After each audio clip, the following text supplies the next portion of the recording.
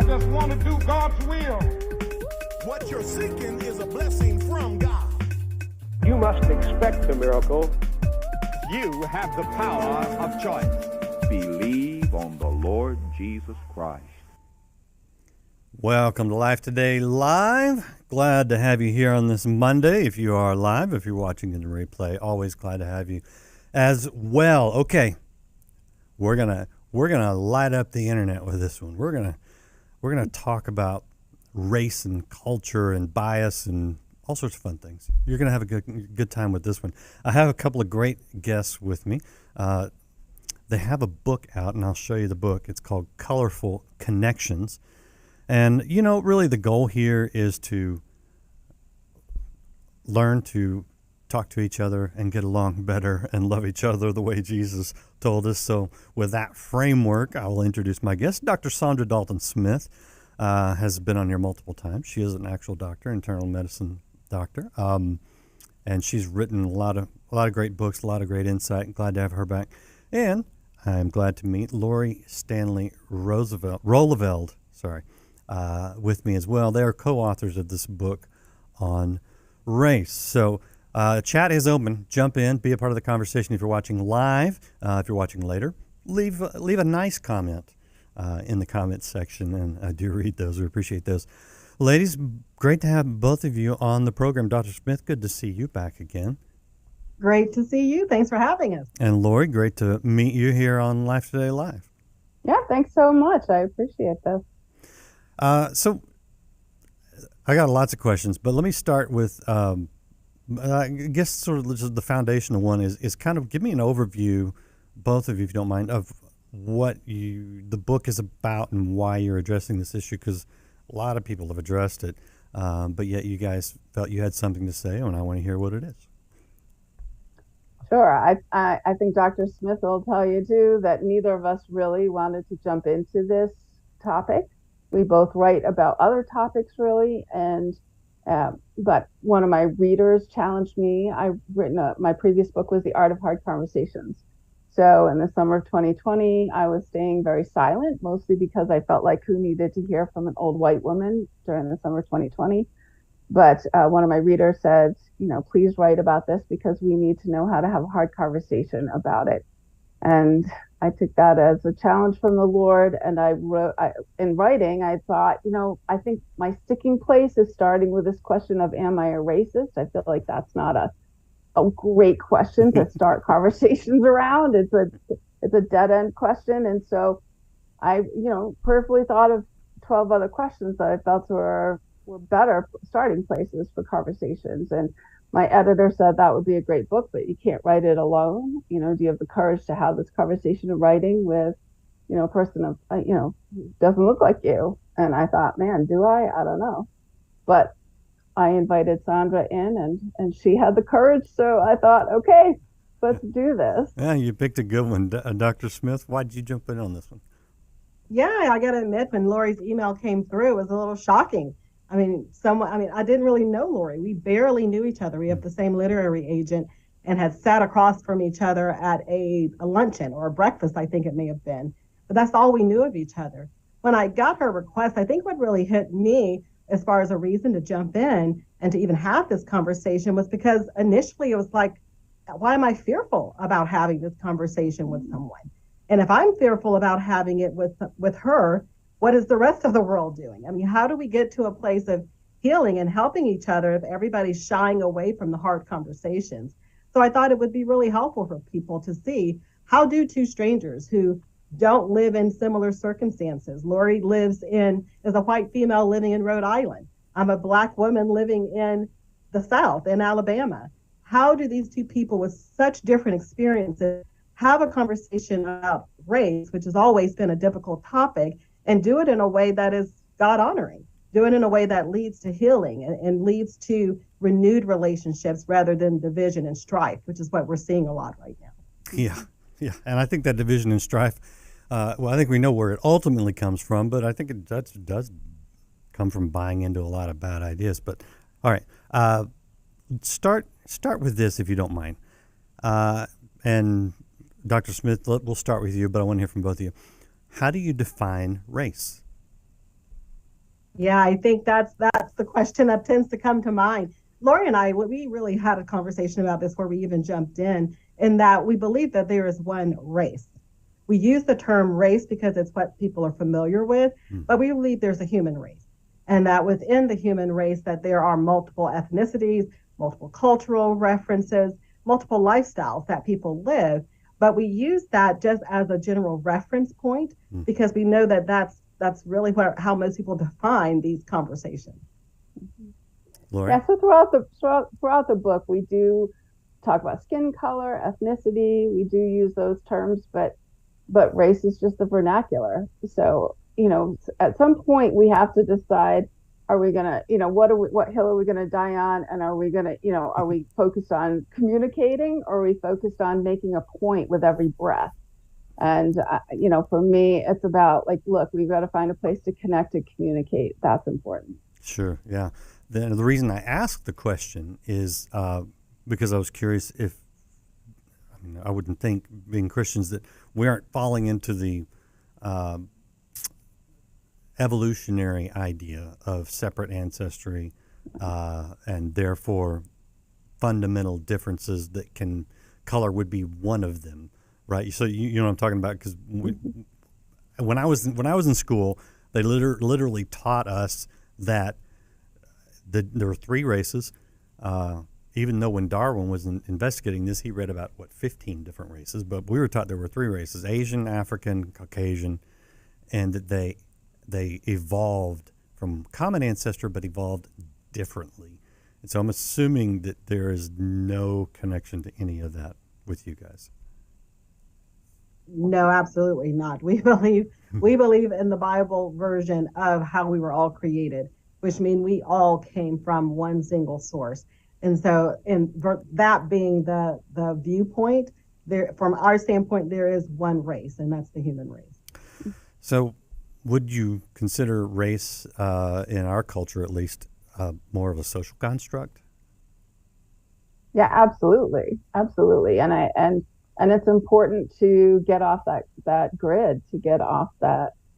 That's just the beginning of a matrix that society has created around this conversation, that we need to say, look, we're going to step off. We're going to come over here and we're going to have an actual conversation. We're going to leave that design. In Star Trek, it's Kobayashi Maru. It's an unwinnable loop. We're stuck on that, and we need to get off that into a track that gives us the possibility moving forward. Yeah, I love the Star Trek reference. All right, half the audience went, "What?" The other half went, "That's right." All right, so let's get into the better questions. And well, before we get to the better questions, what do you think are the bad questions that we tend to ask when it comes to what we will call race, culture, color, all those things? Let's see. Lori, go ahead. Well, I think that there's the shame and blame set of questions that are, I think there's a lot of shame that comes up in this conversation on everybody's part. I know, I can speak for myself, that, I grew up in the 60s and 70s. I thought we'd be done with this right now. I really thought with my grandparents it would die out, right. and that this would not be still something we're discussing at this point. So there's shame on my part, but man, how have we not made more progress? There have been times when I've been shamed for being white and blamed for the situation, and I want to take responsibility for my own actions, for my own thoughts, but I can't carry the blame for everybody's gone before me, or people who make wildly different choices than I do. So it's those kind of questions about, are you racist, or have you accepted? Yeah, basically, I don't like the question, have you accepted yet that you're a racist? No, not since that's not part of my fabric. Do I have cultural insensitivities at times? Are there things that I'm still learning about people who are different than I am? Absolutely. Sure. Absolutely. I still want to learn to love, but Yeah. Well, ask my wife; she'll tell you that I still have some insensitivities, and that have nothing to do with cultural, and so no doubt it would spill over into other areas. Dr. Smith, what do you think? Maybe some of the bad questions that we tend to ask would be. Yeah, I know one that I hear often is this really still an issue? And it's like, if one person is still feeling as if they are being marginalized or in some way overlooked or discriminated against, then it's still an issue for that person. And I think that, a lot of the questions we tend to try to look at them as this kind of gigantic big picture. But I really want, and I think the heart behind this book is to draw it closer, to make it more individualized, to make it more of a connection between you and the person in front of you. Not so much trying to see if you can change the entire world. Can you be an influence in your immediate atmosphere so that you can start seeing a change right where you're at? Yeah, no, and I think that's important because it seems like a lot of people want to solve the world's problems, and in doing so, they do more damage. But I think you're right. Just can you have a relationship with the person right there? So let's get to the good questions, Dr. Smith. Since you're on the screen, thanks to Zoom. What are some of the better questions that we should ask? I think one of the questions that I love for people to start with is, why should I enter this conversation? I think the heart has to first be positioned in the right way for people to even start engaging. And so I know for Lori and I, that was the question we both answered in the very first chapters. What is our motivation even behind wanting to have these conversations? And for myself, it was, I have two brown-skinned boys. And so I look at them and I want them to, their one is in college, the other one's an 11th grader. When my son gets out of college, I want him to be able to feel like he shows up to a job interview, and that before they even, start making any judgments based off of what he can bring to the table, they give him an opportunity to present who he is. Not his race, not anything else, but just what he brings to the table with his intelligence, with his personality, all of those intrinsic things. And I think for each of us, we have to start there. What is my motivation to even enter into the conversation? Don't enter in because you want to say that you're woke. I don't even know what that really means, to say that you're woke, but that is not why you enter in the conversation. You don't enter in to check it off a box. Yeah. You enter in because your heart's in a position to want to be able to learn how to love people more thoroughly and to give every person an opportunity. I think that checkbox is more for me than it is for you. You know what I'm saying? To be able to come in and say all the right phrases and all the right posturing. I don't know. My perception is that a lot of it is virtue signaling, is signaling so that I feel better, not so that I actually do a whole lot for the other person. All right. I want to hear from you guys, not me. You can tell this is a topic that we like to talk about. Lori, what maybe do you think is a better question to ask as well? I think Dr. Smith pointed out a great one, but you got 12 of them, so pick another one. Yeah, a couple of them that I like are how am I slow to offend? How do I restrain my anger and be slow to offend? How can I love other people better? And I believe, what do we gain by listening to one another? I believe that we uniquely serve a God who presents himself as one who hears. He distinguishes himself from false gods and idols as I speak, I hear. And so we represent God really well when we hear one another, when we are hearing people. And so those questions, how can I, what do I gain by listening to you? How can I listen to you better? How can I love you better? How can I be slow to anger? That's really, those are important things, because in order to create a safe space for each other, we have to be slow to offend. Yeah, and not take offense either, and that is important.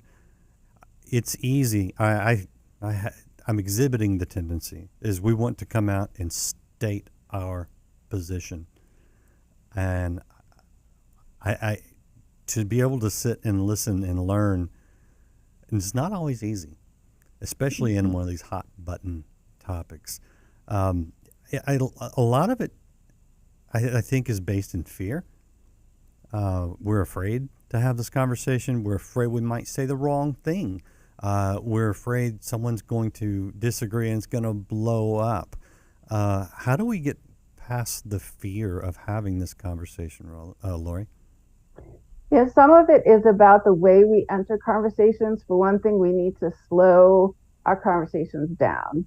A lot of times, social media is like, I love social media because it brings me to people, but there are conversations that it's not the best place to have these conversations. So, one, face to face, person to person, we need to begin to develop the confidence that that's a powerful agent again, and slow conversations down. Talk about ground rules before we even start talking. Let's, how are we going to keep each other safe? What do we want to accomplish in this conversation? Why are we here? And maybe we commit to, we don't put all this weight on one conversation. We say, let's plan to have a few, so we don't have to make this one conversation do all the work for us. Mm-hmm. That's good, Dr. Smith. How do we get past the fear? Do you think the fear is worse for minorities or for the white majority? I don't know. After writing this book with Lori, I think there's fear on both sides. Mm-hmm. It's just the reason for the fear is different.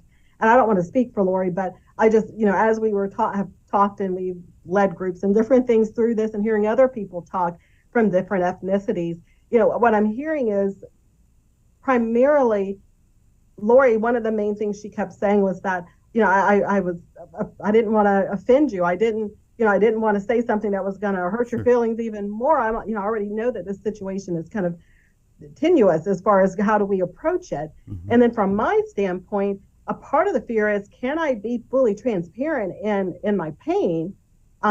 Because I don't want to hurt her, but I want to be able to tell my truth as it is. And so I think there's some fear on both sides. And I think one of the things that really helped us both as we were working through this ourselves is to give each other grace to mess up sometimes.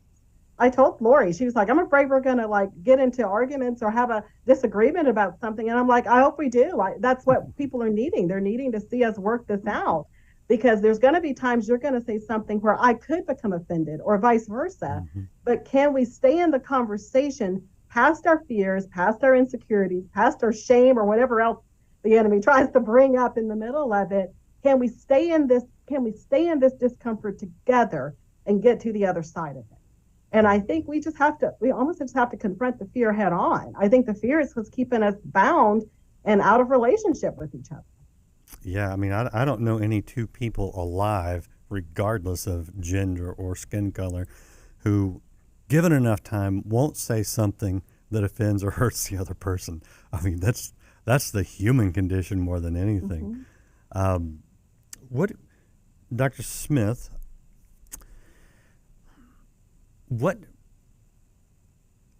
are there any questions that people ask that are just like coming from a bad place that kind of just need to be done away with? Does that make sense? It does. And one that immediately came to mind is, when everything was happening in 2020, all the different news stories, you pick which one you want to talk about, but all the different news stories, I would occasionally have friends who would reach out and say, I don't understand why Black people are so upset about XYZ. And I would have to answer that question is, I can't speak for all Black people because I don't represent my entire race. I can speak from my experience. And so I think that's kind of one of the things we have to realize is that nobody can, and even in the book we talk about that, nobody can speak for an entire race. We're two women sharing our unique experience as a model for others to be able to see, but every person's experiences are different.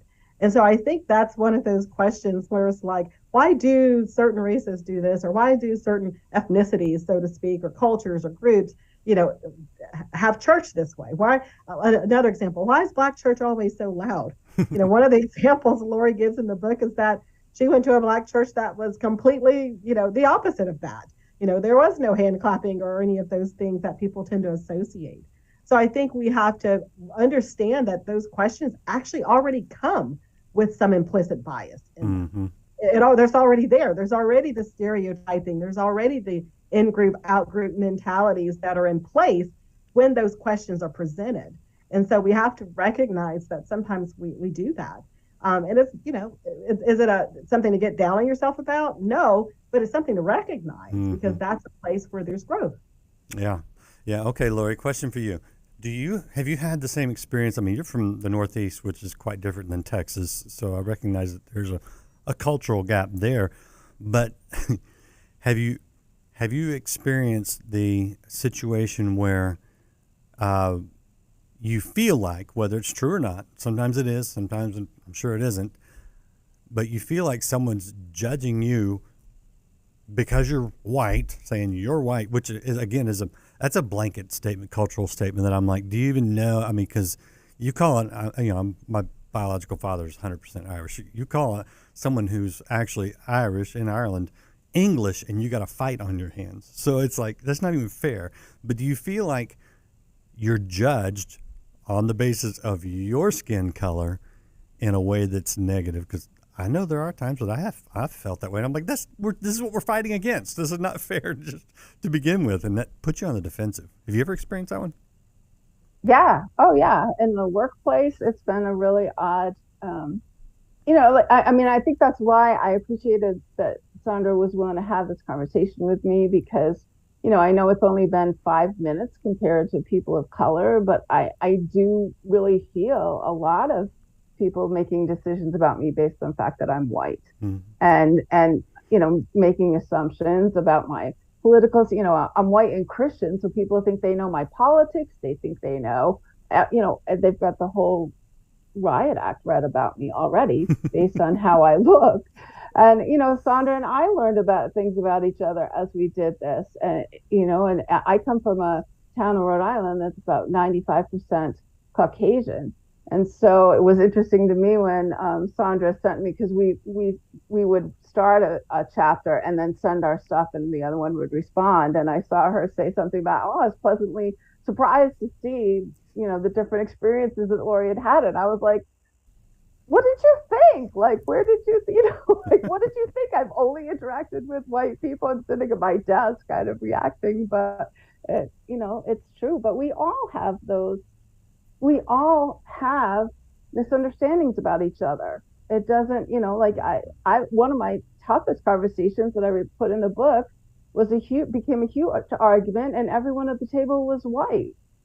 So we don't always agree. We don't always understand one another. I encourage people to get this book and start talking with someone who looks like you. You're going to find that you don't always agree with those people, and you need to, we need to work things out with individuals, we certainly can't we can't sit down one color group with another and hash things out. That's unrealistic. Yeah. No, I have long thought that just some of the assumptions are just stupid, because I know I got, black Christian brothers that we have way more in common than I do a lot of people from your area of the country, Lori. I mean, Yes. it's just, I've never understood how we generalize so much, and it's just insane to me.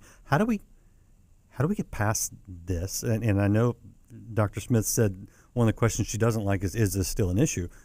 But yet, can this just not be an issue? Can we just love each other? I mean, Rodney King said it in the 80s. Can we all just get along? Come on,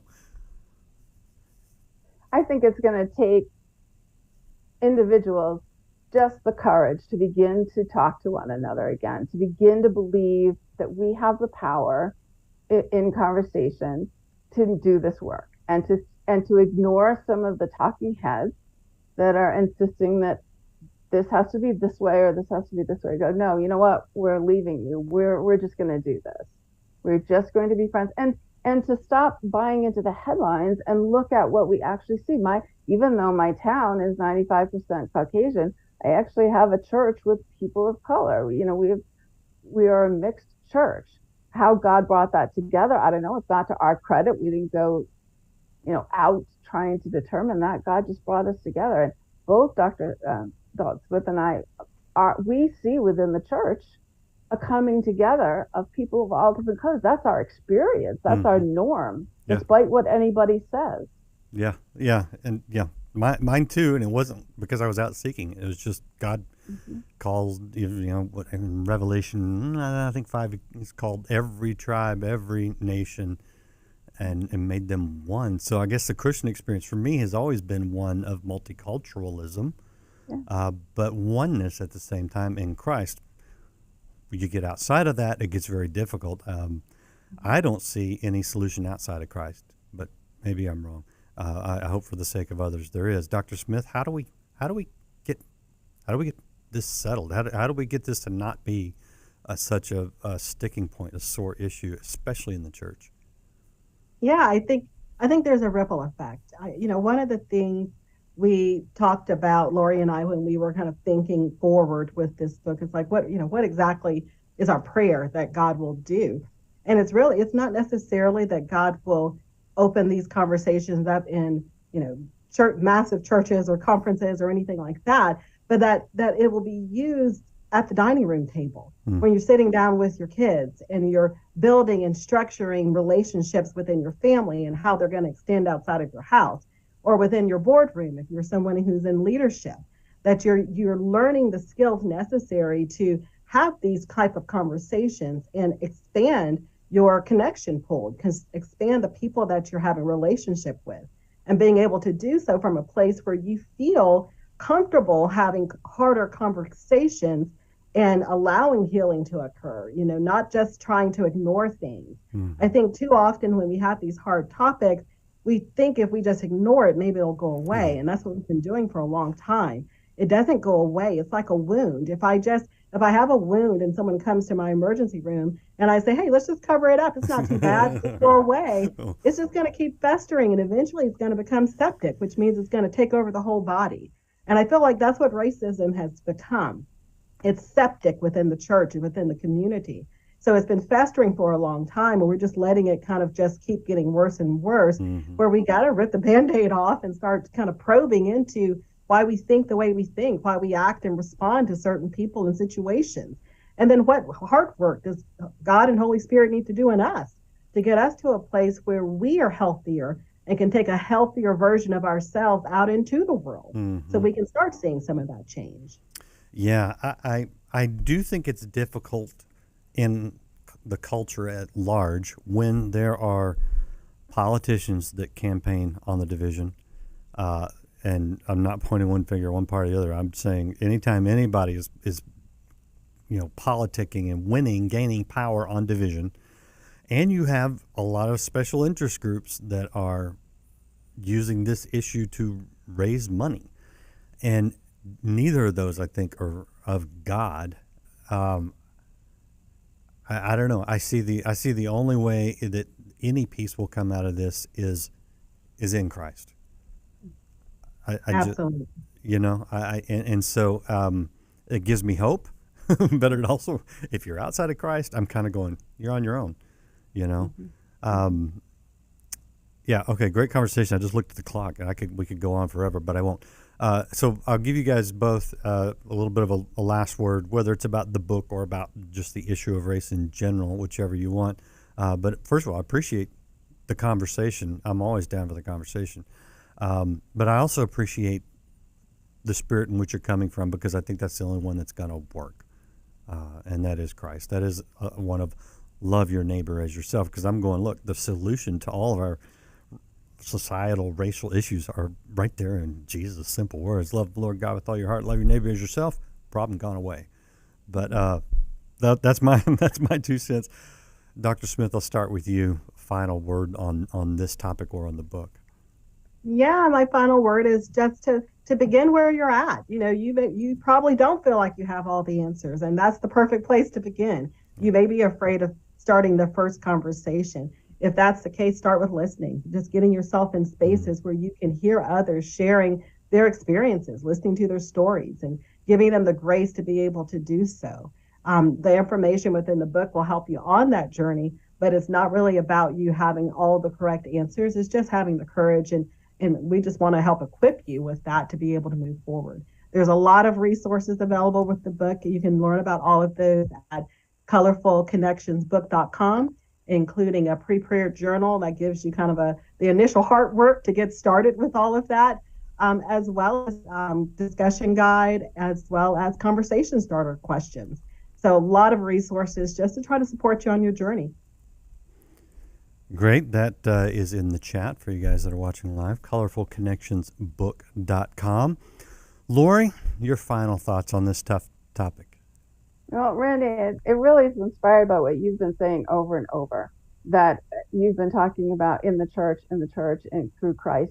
This is not, racial reconciliation isn't an elective course for people in the church. It is the gospel.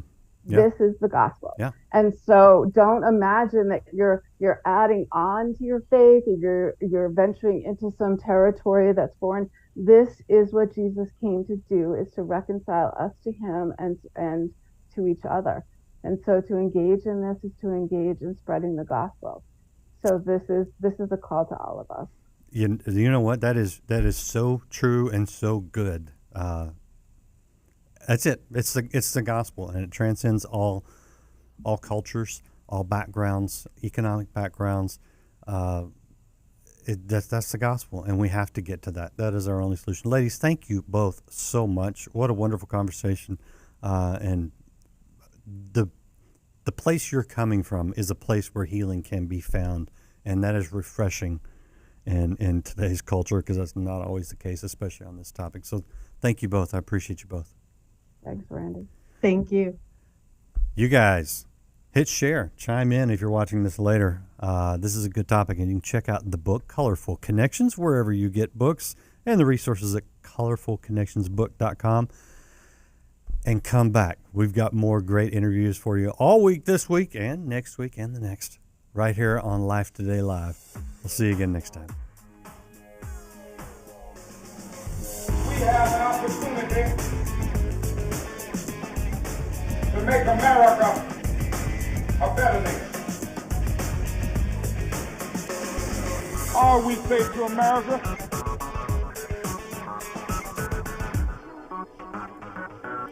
be true to what you said on paper.